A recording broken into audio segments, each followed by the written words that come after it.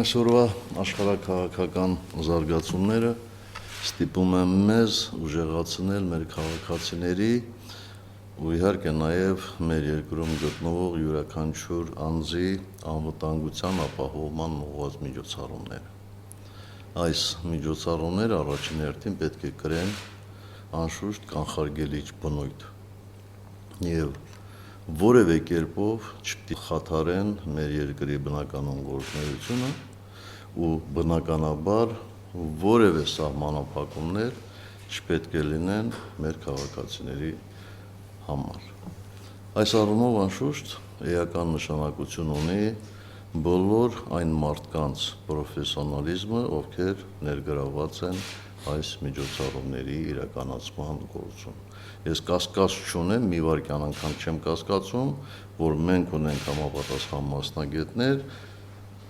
համապատասխան մարդիկ, ովքեր իրենց նվիրել են այդ գործին, մեր երկրում անվտանգություն ապահովելու գործին եւ նրանք պատվով կատարեն իրենց աշխատանքը։ Դրա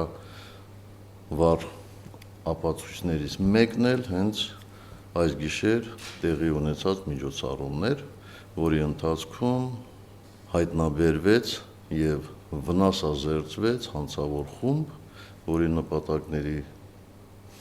մասին